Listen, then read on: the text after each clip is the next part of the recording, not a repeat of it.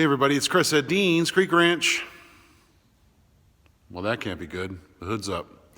Tractor won't start, so let me pull you over here and show you the light that I am getting. Sorry, maybe one of these days I'll get some better camera equipment. Hopefully you can see the dash there. Do you see that yellow light? I don't know if you can see that in the video, hopefully. That one right there. Obviously it won't turn over. So I did a little research on that, and it is the air cleaner needs cleaning or replacing. So I pulled the air cleaner, and I'm going to show you a picture of the difference between the two. I've had the tractor for about a year now. And so I pulled that. There's obviously something more going on with this tractor because an air cleaner wouldn't prevent it from cranking over. So I've done a little scouring on the internet, and I'm about to pull, I want to see it down there, that fuse block, and it may be the starter relay. I've already actually taken the battery terminals and cleaned them just to kind of work my way forward to back. But after about 2 minutes on the internet, which is why I love YouTube and all the YouTube community, you can find a lot of shade tree mechanic fixes for something that you have a little bit of minor experience with, is what I'm trying to say. So anyway, let me pull that fuse down there, see if it's blown, and I'll show you the difference between the air cleaners, and maybe we can get this tractor started. All right, the fuse block is cap is pulled, and then on it you see the center top says start relay 10 amp. So I'm gonna grab some needle nose here, and see what we got. Let's see if I can get it in there. It won't focus. I don't know if you can see that or not, but I can see it. And that baby's blown. So it's a 10 amp mini. Let me go over here. Did I bring them over? I did. Let me throw, see, I've got the minis right there. Let me throw one of those in there and see what happens. Now, if it starts, which it should, I've heard more, and it's right there. It's a cold start relay.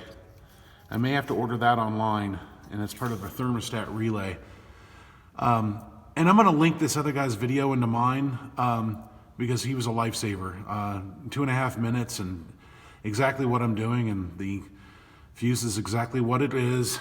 So you can run it without thing connected, but of course I like to keep everything that I have stocked. So as long as I can get started, I'll order it on the internet, and then I'll just show you how to replace that. It's just one screw, and then it just unplugs from the wiring harness right there.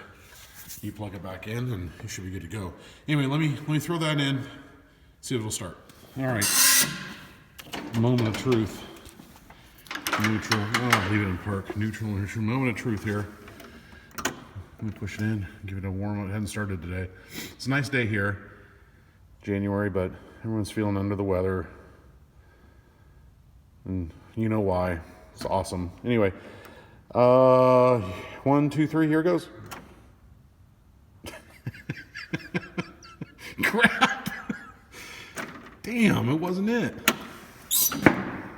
Oh, back to the drawing board, I guess. Well, let me just unplug that over there and see if that helps as well. The cold water or the cold start thermostat relay. Darn it. Okay, obviously I thought that's what it was, so I retraced my steps. What do you think the chances are? This is the one I pulled out, and this is the one I grabbed from the pack, which is obviously blown. Didn't even, I put a bad break or an already broken breaker in there. So let's try it one more time. And I've still got that thing unplugged up front.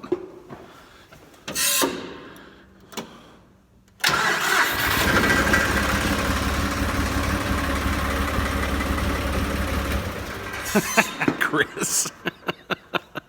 I put a bad breaker right back into it. So anyway, I'm gonna change the air filter out, And I'll show you a picture of that. Great time to do the grease on the Zerk fittings. Like, subscribe, hit the notification button, and what do we say at Deans Creek Ranch? We say, first of all, don't put broken parts right back in the tractor. And the second thing we say is, see ya!